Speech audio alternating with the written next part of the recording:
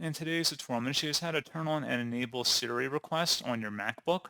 So this should hopefully be a pretty straightforward process here, guys. And without further ado, let's go ahead and jump straight into it.